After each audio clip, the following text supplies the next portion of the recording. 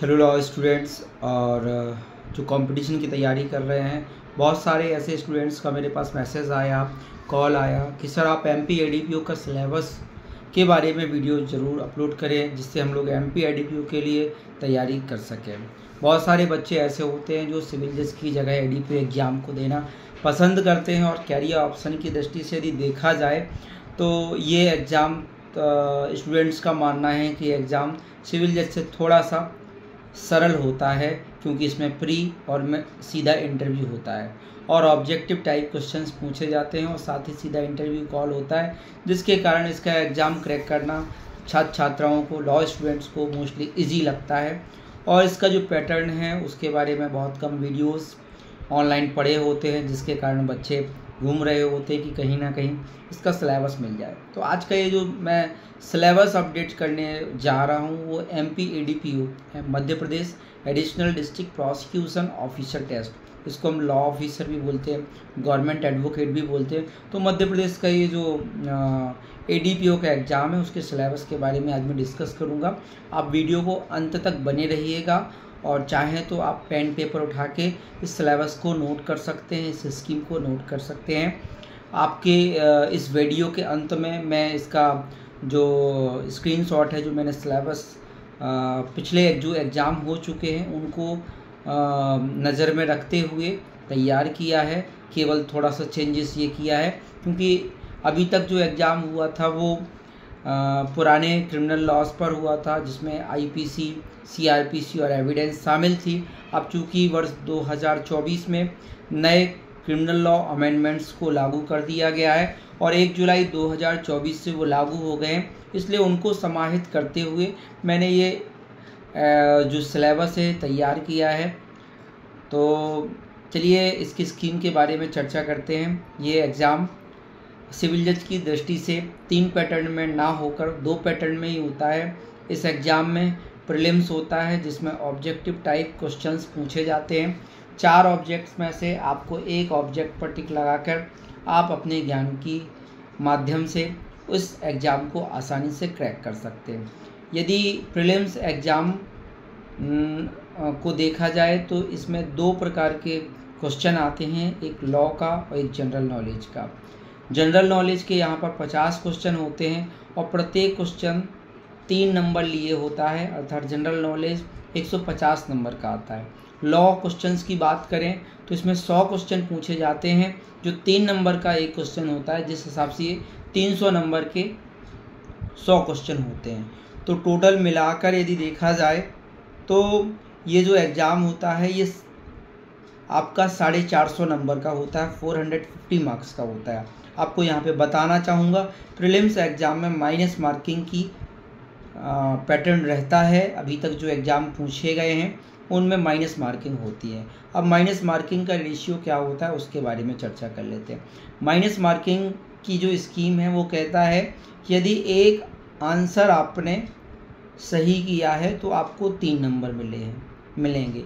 यदि वो आंसर आपका गलत हो गया तो आपका 1 नंबर जो आपने सही आंसर्स किए हैं उनमें से पर क्वेश्चन 1 नंबर काट लिया जाएगा। फॉर एग्जाम्पल, जैसे 2 क्वेश्चन में आपने एक क्वेश्चन गलत कर दिया और एक क्वेश्चन सही कर दिया, तो यहाँ पर आपको 2 क्वेश्चन में 1 नंबर माइनस मार्किंग है, इसलिए आपको 2 नंबर प्राप्त होंगे।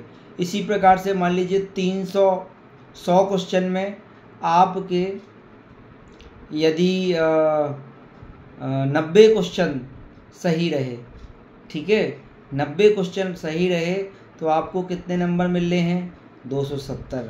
और 10 क्वेश्चन जो गलत हो गए हैं उसमें से 10 क्वेश्चन 270 में से आपके 10 नंबर काट दिए जाएंगे और आपको 260 नंबर प्राप्त होंगे। तो इस प्रकार से शायद आपको माइनस मार्किंग की स्कीम समझ में आ गई होगी।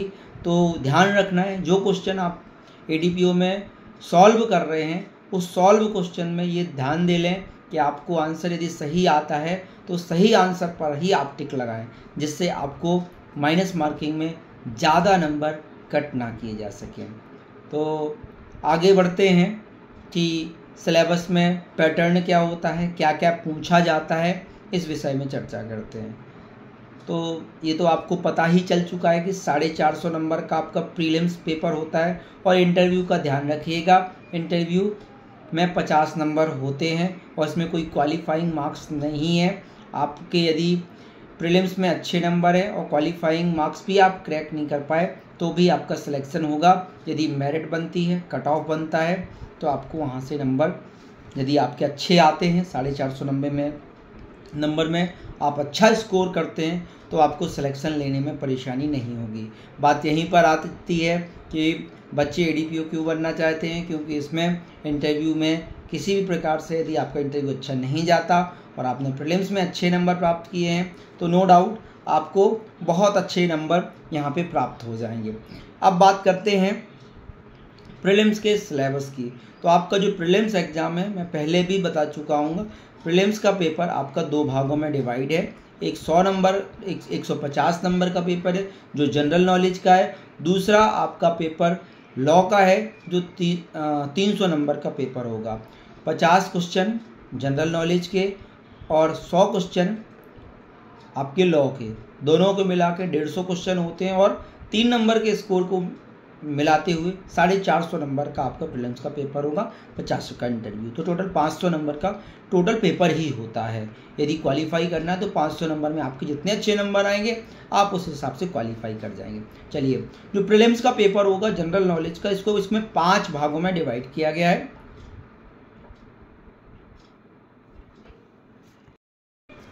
एमपी एडीपीओ के सिलेबस का जो प्रीलिम्स पार्ट होगा उसका फर्स्ट पार्ट जो जनरल नॉलेज का होगा, जनरल नॉलेज जो 50 नंबर का 50 क्वेश्चन जहाँ से पूछे जाने हैं और 150 नंबर का जो वेटेज रहेगा, उसमें जनरल नॉलेज जो है वो 5 पार्टों में सिलेबस में डिवाइड किया गया है। पहला जो पार्ट होता है वो history, culture and literature of MP, अर्थात मध्य प्रदेश के इतिहास, संस्कृति और साहित्य, इन 3 विषयों पर आधारित आपका फर्स्ट पार्ट रहेगा। यदि बांटा जाए तो 10-10 क्वेश्चन इन 5 पार्ट से पूछे जाने चाहिए। तो पहला जो पार्ट होगा वो 10 नंबर का होगा, हिस्ट्री, कल्चर और literature of MP. GK GS में आप मध्य प्रदेश का इतिहास पढ़िए, मध्य प्रदेश की संस्कृति पढ़िए और मध्य प्रदेश का साहित्य पढ़िए। दूसरा जो पार्ट है वो geography of the Madhya Pradesh की बात करता है, मध्य प्रदेश के भूगोल की बात करता है, मध्य प्रदेश का भौगोलिक परिदृश्य की बात करता है। तो दूसरा जो पार्ट होगा वो मध्य प्रदेश की ज्योग्राफी के बारे में होगा। तीसरा पार्ट बात करता है politics and economy of MP. तो मध्य प्रदेश की राजनीतिक स्थिति में आप विशेषता अध्ययन कर सकते हैं। विधानसभा के प्रोसेस का, मध्य प्रदेश की विधानसभा के संबंधित में क्वेश्चन, इकोनॉमी, बजट से भी क्वेश्चन पूछे जा सकते हैं। अर्थव्यवस्था के बारे में जो विषय होते हैं उससे भी क्वेश्चन पूछे जा सकते हैं। चौथा जो बात कर रहा है वो current events of international and national and MP, जो करंट स्टेटस भी पूछा जा सकता है, करंट नॉलेज भी पूछा सकता है। वो अंतर्राष्ट्रीय स्तर का भी हो सकता है, राष्ट्रीय स्तर का हो सकता है, मध्य प्रदेश स्तर का।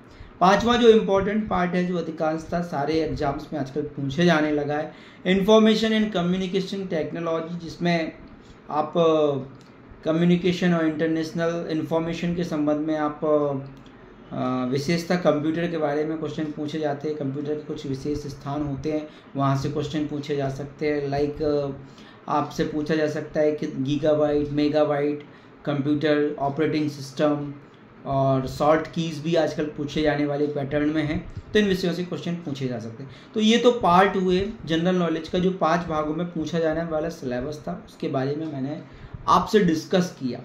अब मैं बात करता हूँ जो सेकंड पार्ट है, लॉ पार्ट है, जिसके वेटेज पर आप ये एग्जाम देने वाले हो, उसके विषय में चर्चा करते हैं। लॉ के सिलेबस को इन्होंने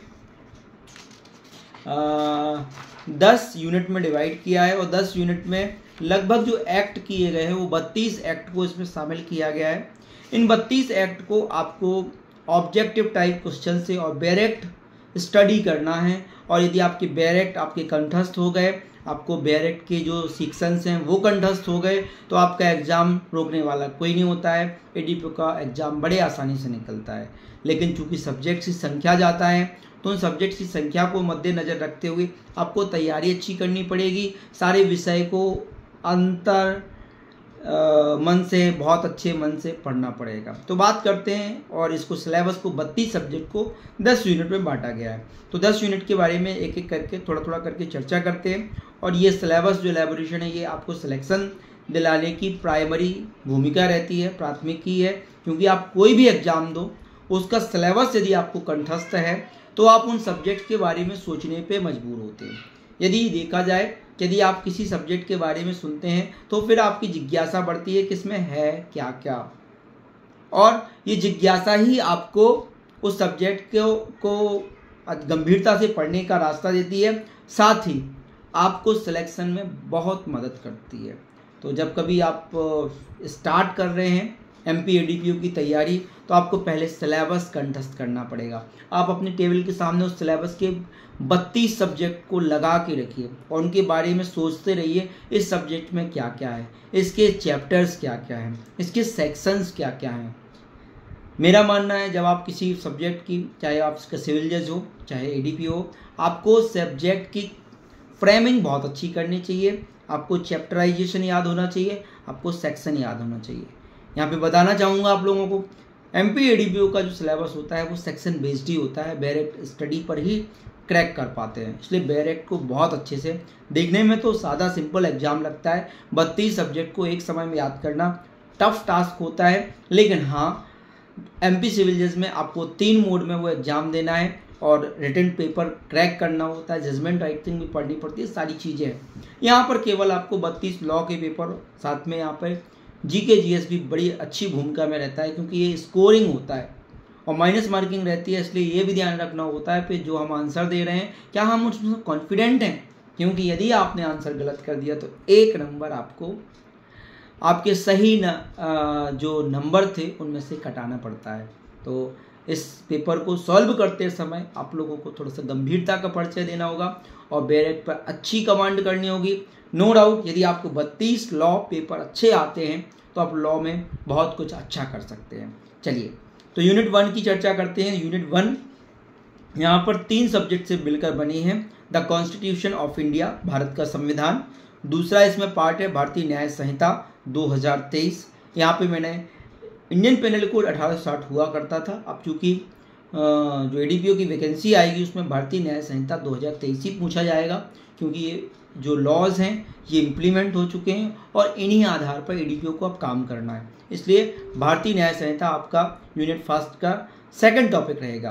दूसरा है प्रोविजन ऑफ ऑफेंडर्स एक्ट 1958।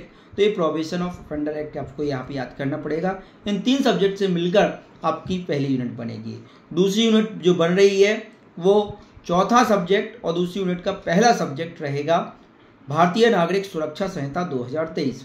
तो भारतीय नागरिक सुरक्षा संहिता 2023 CRPC क्रिमिनल प्रोसीजर कोड 1973 का रिप्लेसमेंट है, क्योंकि यह भी लागू 1 जुलाई 2024 से हो चुका है और CRPC की जगह अब भारतीय नागरिक सुरक्षा संहिता 2023 ADPO के एग्जाम में पूछा जाएगा।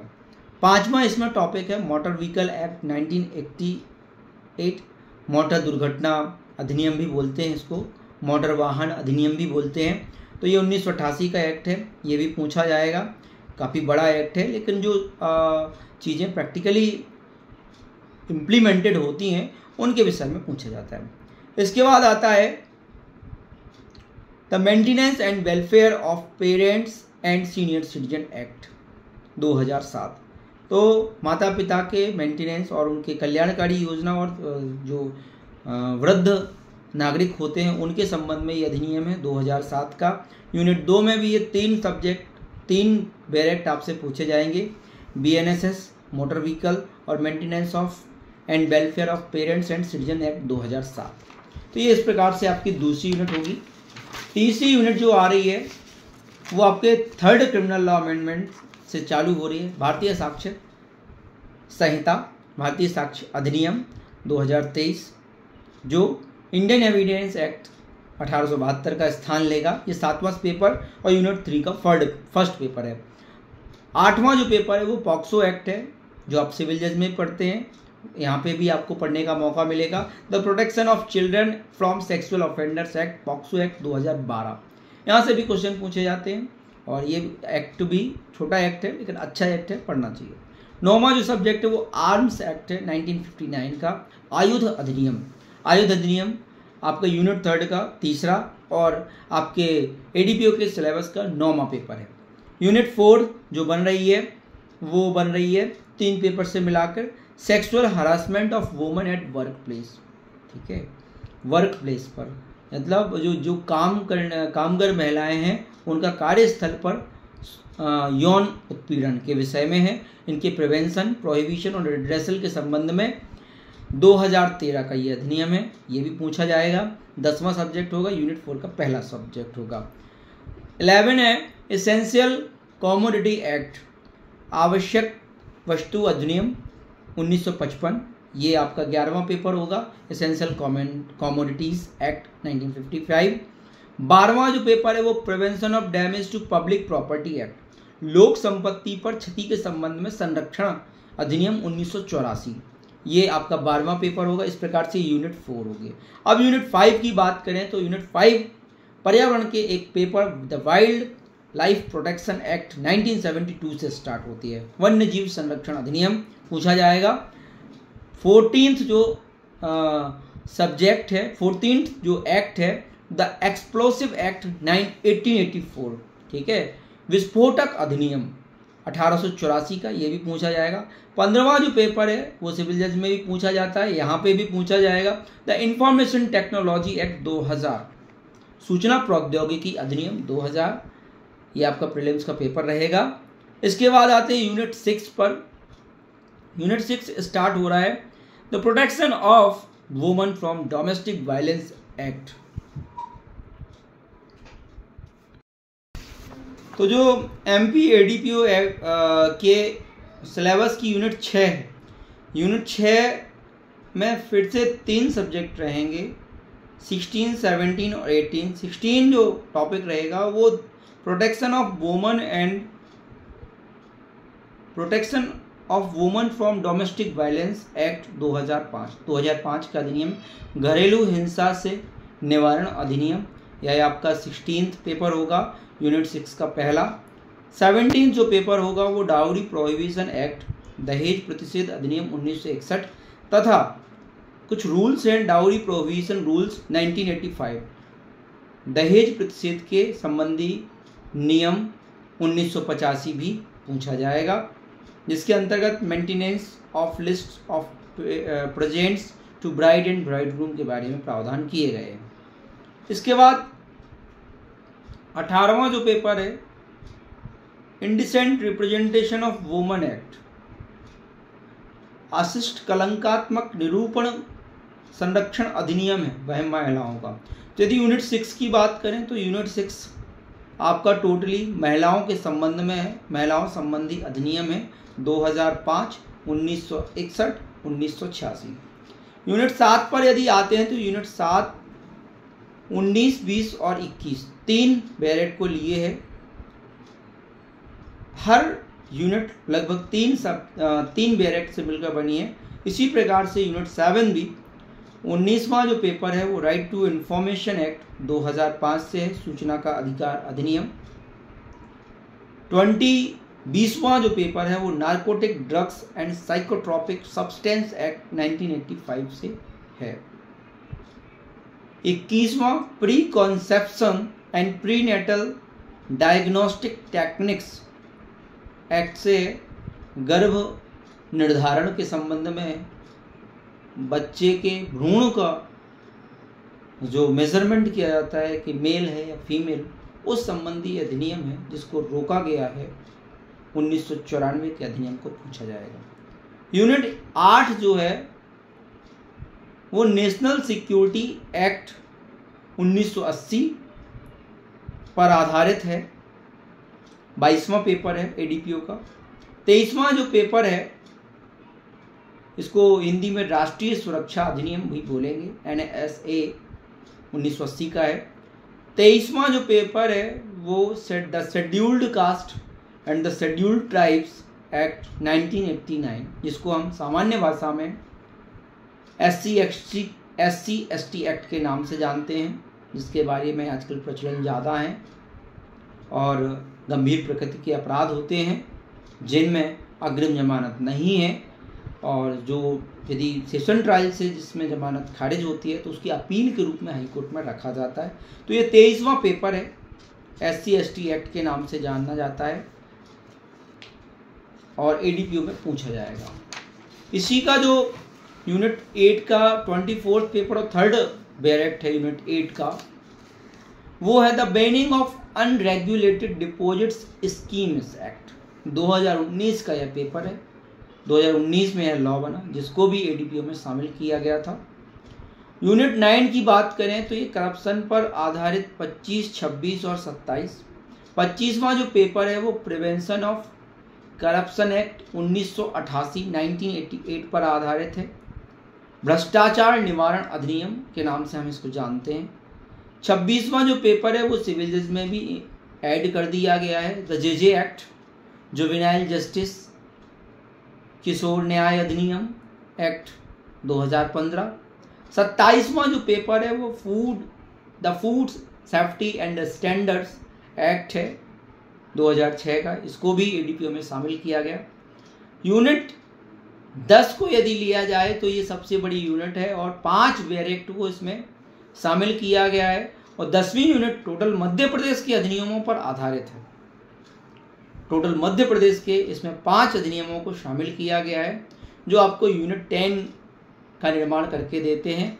9 यूनिट तक आपको 3-3 बैरेक्ट पढ़ने हैं, 10वीं यूनिट में 5 पढ़ने हैं, जो मिलाकर टोटल हो जाएंगे 32 अधिनियम।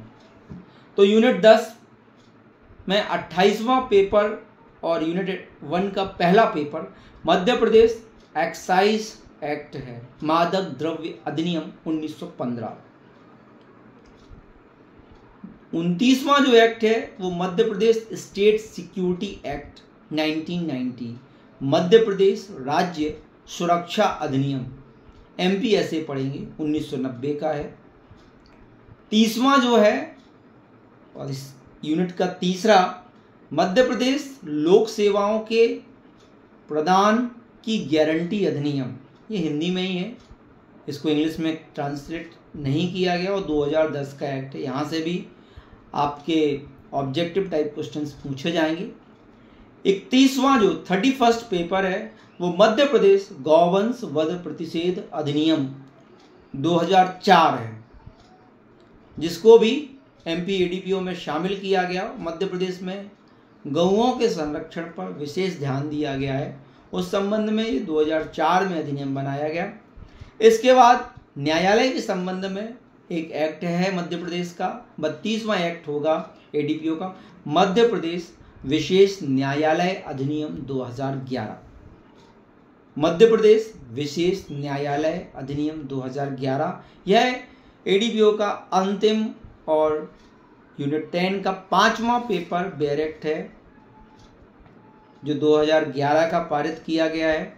और इस प्रकार से आपके ADPO का सिलेबस जो है प्रीलिम्स में लॉ के 32, जनरल नॉलेज के 5 ग्राउंड के आधार पर 450 नंबर का प्रीलिम्स का पेपर होगा। प्रीलिम्स के पेपर के बाद 50 नंबर का इंटरव्यू होगा। 50 नंबर के इंटरव्यू में कोई क्वालिफाइंग मार्क्स मतलब कोई उत्तीर्ण करने वाली नंबरों की सीमा निर्धारित नहीं है, जिससे इंटरव्यू एक स्वच्छंद वातावरण में होना तय होता है।